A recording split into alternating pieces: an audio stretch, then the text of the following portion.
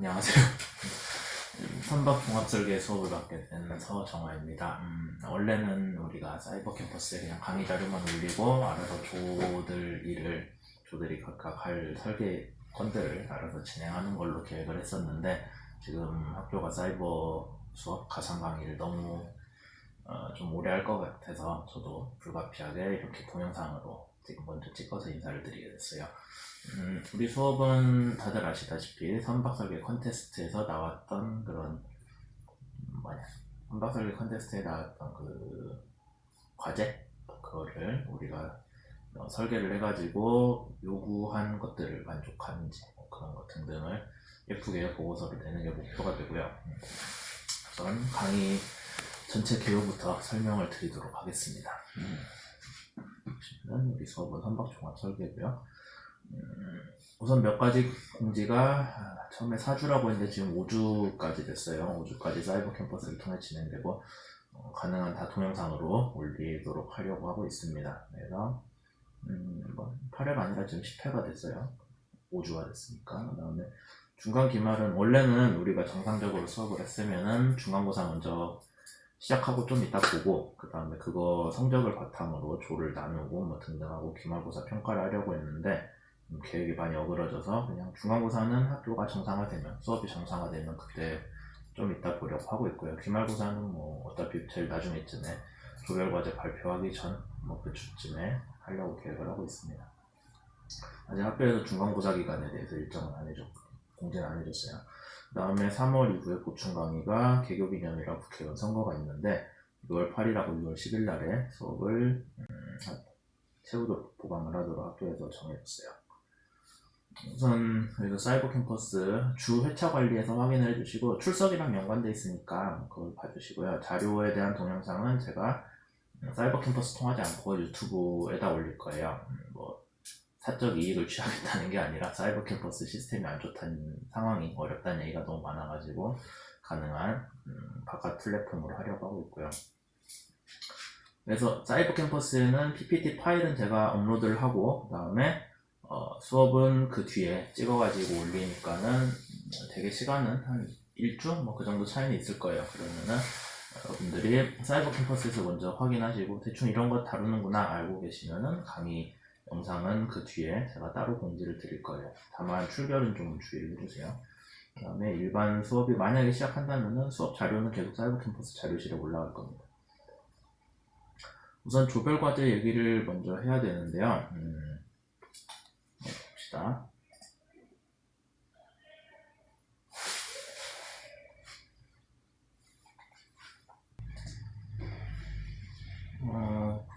미리 보신 분들도 있고 그렇지 못한 분들도 있을 텐데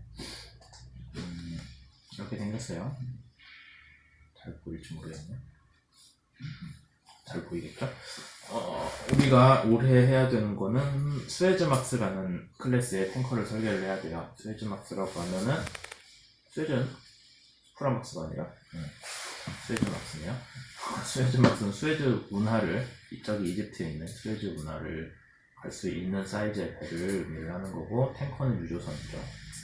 원유를 옮깁니다. 그렇게 돼서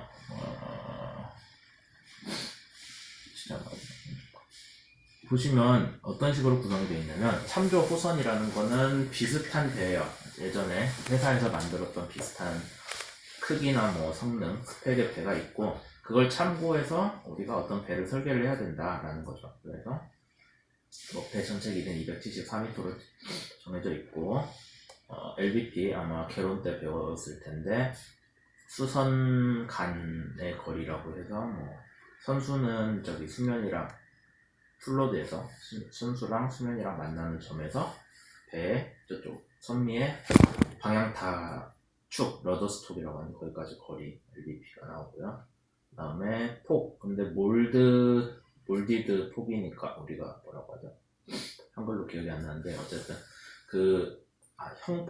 형폭이라고 합니다. 그래서 배가 있으면은 배 바깥에서 바깥까지 거리가 아니라 배철판 안쪽에서 안쪽까지 거리를 형폭이라고. 사실 배철판이 뭐 몇 미터씩 되는 게 아니니까 뭐 거의 비슷하다고 보시면 되겠죠. 그 다음에 몰디드 뎁스, 여기서 얘기하는 뎁스는 배 갑판에서 노출된 갑판에서 저기 배 밑바닥까지의 깊이. 그러니까 우리가 얘기하는 흘수, 밑에도 나와 있지만 흘수는 수면에서 배 밑바닥까지의 길이고요. 길이고 깊이, 뎁스는 그 위에 건현이라고 해서 우리가 프리보드라고 하죠. 걔를 더한 값이라고 보시면 돼요. 그럼 대충 계산을 해보면은 그럼 이 배는 프리보드가 한 7.1m쯤 나오겠구나. 계산되나요? 프리보드가 7.1m쯤 되겠구나 라고 우리가 추정을 할 수가 있겠죠. 왜 이 얘기를 드리냐면은 여러분들이 보건성 계산을 할 때 참고하시라고 알려드리는 거예요. 그 다음에 이제 밑에 보면은 데드웨이트가 있는데, 데드웨이트는 개론 때 배우셨겠지만 데드웨이트라고 하면은 배 무게 중에서 실을 수 있는 화물의 무게예요. 근데 우리는 원유 운반선을 다루니까 원유의 무게 딱 그것만 있는 게 아니라 다른 모든 게 다 들어가요. 화물조로 우리가 생각할 수 있는 뭐 선원도 있고, 선원이 쓸 소지품도 있고, 뭐 배 연료도 들어간다고 알고 있고, 그 다음에 사람들이 먹을 물도 있고, 뭐 발라스트 워터도 있고, 이것저것 다 실을 수 있는, 그러니까 배가 껍데기만 있는 상태에서 이것저것 다 챙겨 실으면 얼마나 되냐가 데드웨이트니까, 실제로 배가 실을 수 있는 원유의 양보다는 좀 더 많겠죠. 그게 크기가 크겠죠. 그게 데드웨이트가 됩니다. 톤으로 나왔으니까 무게단위라고 할 수 있겠네요. 그러면 얼마인지 모르겠지만 대충 16만원 맞춰라 라는 게 우리 수에즈막스 탱커고, 그 다음에 배 속도는 15.8노트가 나왔대요. 참조하는 배는. 근데 그게 어떤 조건이냐, NCR 조건이에요. NCR은 우리 저항 추진 때 얘기를 했던 것 같은데, 배가 가장 효율적으로, 엔진이 가장 효율적으로 작동할 수 있는 회전수 조건이죠. 그렇게 돼 있을 때 속도가 나오는데 15% C마진을 계산을 더 해라. 그러니까 출력을 15%만큼 더 실제 바다에서는 15% 출력이 추가로 필요한데, 그런 상태에서 15.8노트가 나와줘야 된다라고 되어 있네요. 그 다음에 엔진은 뭘로 썼냐, 뭐 현대 거, 뭐 BMW 어쩌고저쩌고 되어 있고, 인터넷에 찾아보시면은 엔진 스펙 나오겠죠. 그 다음에 MCR, NCR 나왔어요. 15% 차이가 있다라고 되어 있는데, 진짜인지 한번 계산을 해봅시다.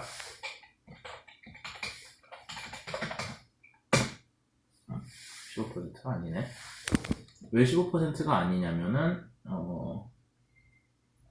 이게 좀 복잡하긴 한데, 그러니까 이게 여기서 내기하는 MCR, NCR은 실제로 그냥 선박이 구동되는 조건의 문제거든요. 그 다음에 여기서 이제 이 NCR에서 C마진을 했을 때, 근데 회전수 차이인가? 전혀 안 맞네요. 아무튼 15% MCR, NCR 잠깐만.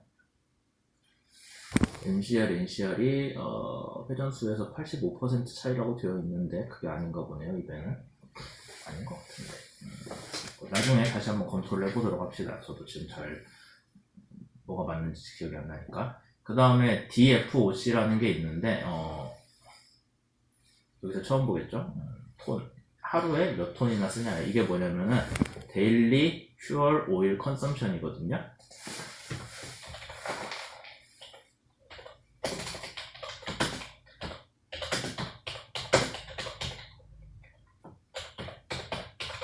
그래서 하루에 연료 소모량이 얼마나 되냐가 데일리 퓨얼 오일 컨섬션이에요. 그러니까 하루에 67톤을 쓰는데, 만약에 이 배가 뭐 40일 동안 항해를 하는 배다. 그럼 67톤 곱하기 40만큼 기름을 채우고 다녀야겠죠, 적어도. 그런 얘기입니다. 그 다음에 크루징 레인지는 22,000, 단위가 안 써져 있는데 아마도 해상 마일이겠죠.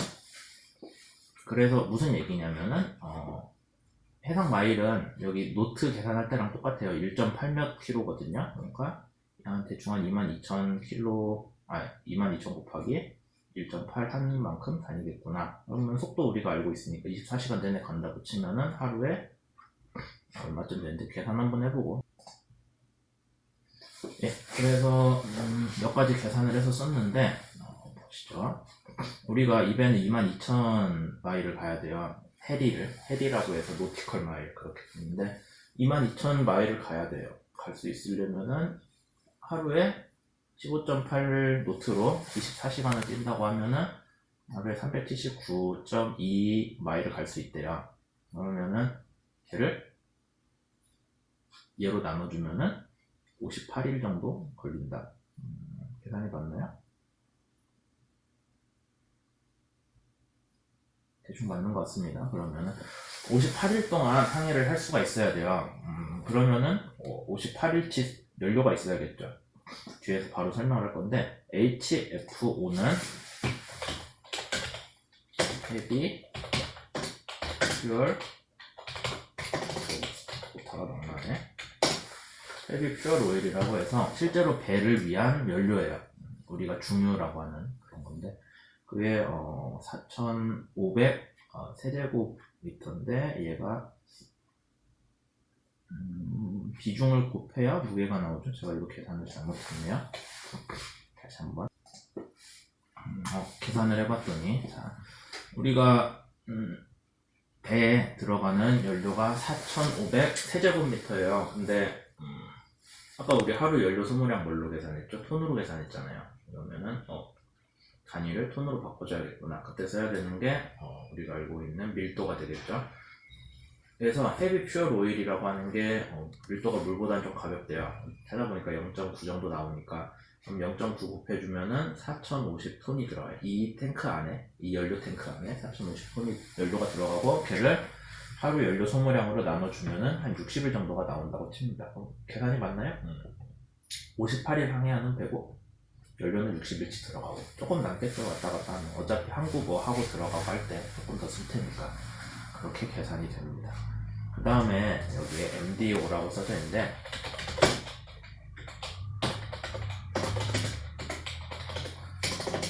마린 디젤 오일이에요. 이건 뭐냐면은 실제로 배가 그러면 항구에 들어왔어요. 운항은 하진 않아요. 그럼 시동을 끄겠죠. 시동은 껐는데 배 안에 장비가 너무 많기 때문에 걔를 위한 엔진이 보조로 들어가거든요. 그게 거기에 들어가는 연료가 마린 디젤 오일입니다. 그러니까 헤비 퓨얼 오일은 배를 엔진을 돌리기 위한 진짜 연료고 마린 디젤 오일은 우리가 자동차 같으면 뭐 배터리에서 해결할 문제들이긴 한데 시동 꺼도 배터리 살릴 수 있잖아요. 근데 그렇게 배터리 돌리기에 배가 너무 크니까 걔도 보조 엔진으로 대신한다라고 해서 보조 엔진을 위한 연료예요.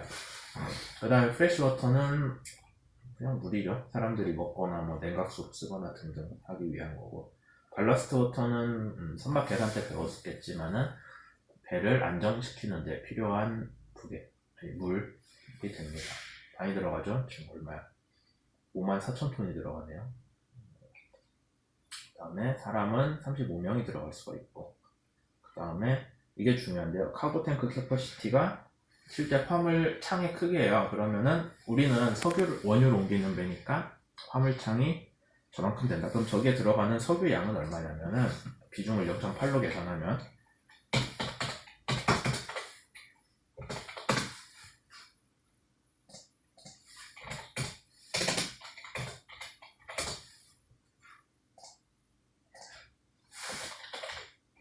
이렇게 나오네요. 그래서 원유는 한 14만 톤 정도가 들어간다. 그러면 우리가 계산을 해보면은 아까 데드웨이트 있었어요. 이렇게 되어 있죠. 데드웨이트가 2톤인데 사실 우리가 데드웨이트라고 생각을 하면은 요거에다 뭐 추가로 몇 개 더 하고 얘까지 더해가지고 그 무게 값이 얘가 돼야 되거든요. 근데 딱 봤을 때 얘가 54,200톤이잖아요. 그러면 얘랑 얘만 더해도 한 19만 톤이 나오는데 지금 우리가 알고 있는 데드웨이트보다 값이 한참 크잖아요.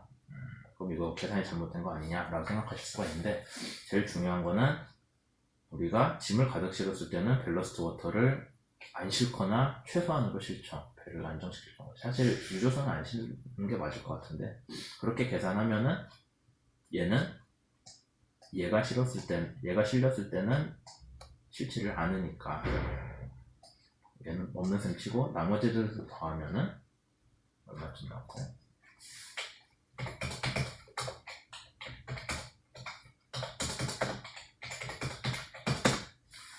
14만 5천 톤 정도가 나옵니다. 그러면 한 15,000톤 정도가 빠지는데 데드웨이트 대비 그게 뭐 밸러스트 워터일 수도 있고 뭐 다른 여기서 계산하지 않은 그런 것들일 수도 있겠죠.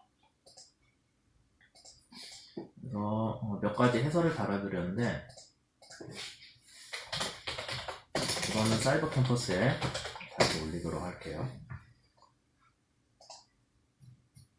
그리고 설계 참고사항이 있습니다. 그러면 프리보드 캘큘레이션은 무슨 규정을 참고해라 라고 하는데 규정 원문을 그대로 찾아볼 필요는 없을 거예요. 책에 보시면은 설명이 있고 제가 나중에 수업 때 따로 다루도록 할 거예요.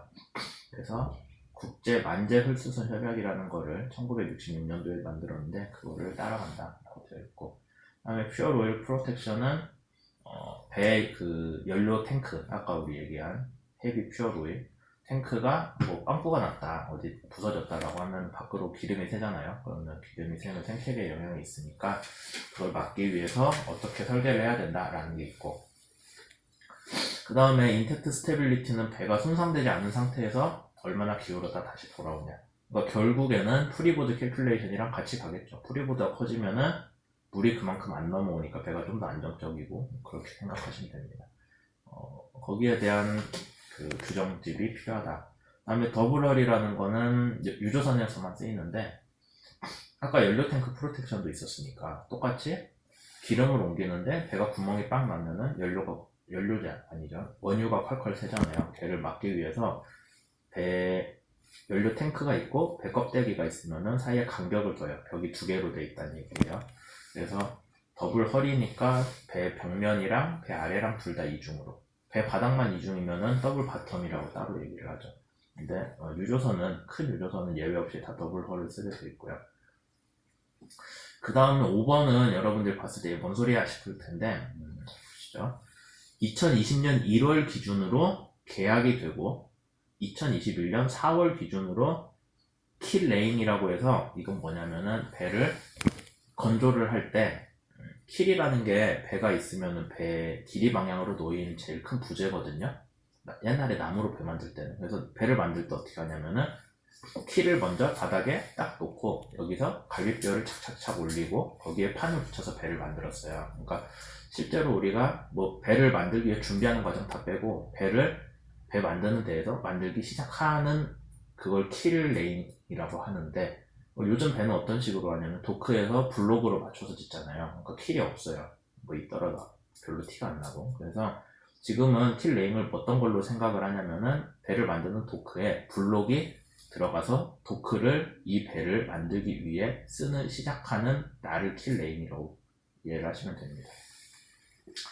그 다음에 2021년 12월 기준으로 딜리버리를 한다라고 이해를 하시면 되죠. 그러니까 인도를 하는 날짜 2021년 12월 기준으로 최신 룰을 적용. 뭔 소리냐면, 그래서 정리를 하자면은 앞에 거는 안전 규정인데 요것만 지켜라 라고 하면은 뭐 여러분들이 설계가 너무 쉽잖아요. 그러니까 각 선급이나 아니면 뭐 IMO나 그런데 규정들을 봐서, 예를 들자면 뭐 어떤 규정이 있는데 이 규정은 2020년 1월 계약이 되는 배 아니면 2019년 6월에 계약이 되는 배에 대해 적용된다 라고 하면 우리 배도 그걸 적용을 해야 되는 거예요. 뭐 계약 일자 기준일 수도 있고 건조 시작 일자 기준일 수도 있고 딜리버리 기준일 수도 있고 어떤 규정이든 있겠죠. 그러니까 규정이 따지자면 끝도 없을 거예요. 그래서 여러분들 뭐 그걸 다 할 수는 없으니까 이제 그래도 하나라도 더 체크해보는 조에 대해서 좀 더 점수가 있겠다 라는 얘기가 되겠네요. 그 다음에 에너지 세이빙 디바이스는 자유과제로 나왔기 때문에 따로 신경을 쓰지 않겠습니다.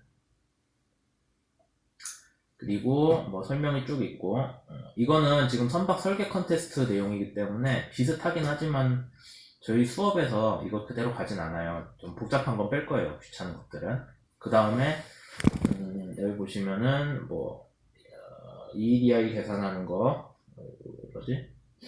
네, EEDI 계산서랑 뭐 최종 보고서 300페이지, 이거는 선박 설계 컨테스트 문제지 우리 수업에서 안 다룰 거예요. 그래서 저장을 하고 다시 일로 넘어오면은 우린 뭘만 하면 되냐, 이 수업에서는 라인제 선도만 그리면 됩니다. 그 다음에 선도 있으면은 GA 일반 배치도 있죠. 그 다음에 선박 중앙 단면 형상은 뭐 했으냐면은 아마 여러분들 이제 배우고 있는 선박 구조 해석에서 뭐 호깅, 세깅이 있을 때 배가 가운데가 얼마나 밴딩 모멘트가 걸리는데 그 모멘트에 대해서 변이가 얼마나 되냐까지를 리더십 섹션에서 계산을 하겠죠. 버텨주는 그런 구조를 여러분들이 만들고 계산을 하셔야 되고, 경하 배수량 추정이라고 보시면 되는데, 라이트 웨이트는 뭐냐면 아까 그 DWT 빼고 배 껍데기 자체 무게예요. 배 철판 뒤에서 다룰 건데, 철판, 전기, 뭐 엔진 등등 있겠죠. 이것저것 모든 배 껍데기 시설들 다 합친 무게가 됩니다. 걔가 가벼우면은 좋겠죠. 배를 만드는데 돈이랑 자원이랑 사람이 적게 드니까, 자재를 적게 썼다는 얘기니까. 근데 너무 가벼우면 안 돼요. 왜 안 되겠어요? 배가 그만큼 약해지니까. 그래서 적당한 값을 찾는 거 목표가 됩니다. 그 다음에 탱크 캐퍼시티 플랜은 탱크를 어떻게 배치할 건데, 이미 그 기존 선형 GA 보고 있으니까 그걸 대충 비슷하게 하되 규정만 따라가면 돼요. 수업 때 배울 거예요. 프리보드 캘큘레이션은 배가 수면 위로 얼마나 올라와서 그 안정성이 있나, 그거 여러분들이 조사를 하셔야 되고, 의장수 계산은 선박 의장이라는 책에 보시면 있는데, 대충 그냥 배 사이즈가 얼마 이상이 되면은, 배가 크잖아요. 배가 크면은 걔를 묶어놓기 위해서 뭐 닷 앵커 아니면 윈드라스 뭐 등등 그런 장비들이 얼마나 커져야 되나, 그거 계산하는 거고요. 이거는 하이드로스태틱 계산이니까 선박 계산 때 배우셨을 거고, 저항 추진 때 했던 속도, 파워, 프레딕션 또 나와야 되죠. 이렇게 돼 있고, 뭐 나머지 아까 앞에서 보여드렸던 것 중에 나머지들은 여기서 다루지는 않을 예정입니다. 이렇게 돼 있고, 선박 설계 컨테스트 진출작을 하기로 여러분들이 조를 짜면은 그때 가서 우리가 선박 설계 컨테스트 가기로 우리가 정해진 조에 대해서만 이걸 추가로 하면 돼요. 그런 식으로 지금 정리를 해놨고, 그 다음에 지금 조는 저번에 여러분들 선배 아니면은 뭐 동기일 수도 있는데, 작년에 수업했던 조는 한 조에 한 6명 정도 했대요. 근데 그렇게 하면 너무 일이 많다. 지금 해야 되는 게 뭐야, 거의 10개가 되는데 그걸 6명이 한 사람이 한 2개씩 해야 되거든요. 그렇게 하기 힘들다고 해서 조는 3개로 쪼갰고요. 34명씩 하고 있습니다. 34명 수강생을 11명이나 12명 조로 쪼개려고 지금 계획을 하고 있어요. 조는 아마 이미 그거 올라왔죠. 사이버 캠퍼스에 보시면은 조 있고. 그래서 우리 과제 계획은, 목표는 여러분들이 여태까지 배운 걸 총 동원해서 선박의 기본 설계를 수행을 하면 돼요. 그냥 우리는 이런 목표를 만족하는 배 이 정도 만들겠다. 그 다음에 대상 선형을 실제로 설계를 하면서 여러분들이 설계를 못하고 나는데 적응하는 능력을 높인다라고 써있네요. 수업 자료는 사이버 캠퍼스에 업로드가 될 거고, 강의 교재는 이 책인데, 아마 많은 분들이 가지고 있거나 아니면은 선배들이 쓰고 버린 게 있을 거예요. 이 책인데 되게 책이 두꺼워요. 그래서 이거 하나하나 다 다루기에는 솔직히 시간도 안 되거든요. 그 다음에 저도 이게 별 의미가 있다고 생각은 안 하고, 그냥 필요한 걸 찾아보는 식으로 하시지, 그걸 뭐 새로 처음 A부터 Z까지 본다, 그거 안 됩니다. 시간이 없을 거예요. 그 다음에 다른 책들이 이런 게 있어요. 선박 설계라고. 그냥 선박 설계란 책은 다 내용은 비슷할 수밖에 없죠. 어차피 선박 설계가 다 거기서 보이더니. 이런 책도 있어요. 선박 설계 하기라고. 그리고 추가로 좀 봤으면 하는 게 선박 의장이란 책인데, 의장 계산할 때 쓰겠죠. 별 얘기 없어요. 근데 이게 너무 책이, 선박 의장은 사실 우리는 의장 수만 계산하면 될 것 같긴 한데, 뭐 그거 말고 다른 것들, 뭐 배관 장치라거나 뭐 기관, 전기, 구명 설비, 소방, 방화 뭐 등등 많이 있거든요. 왜 이 얘기를 드리냐면은, 조금이라도 더 이거를 보고, 이 책에서 조금이라도 더 보시고 뭐를 해야 배가 조금 더 현실적으로 되겠죠. 여러분들이 배 설계를 했는데 막 뭐 소화기도 없고 뭣도 없고 등등, 배관도 규정도 안 따랐고 그냥 대충 한 것 같은 티가 나면은 아무래도 조금 어렵기 때문에 저 책을 보고 좀 더 배를 현실적으로 해줬으면 해서 얘기를 드립니다.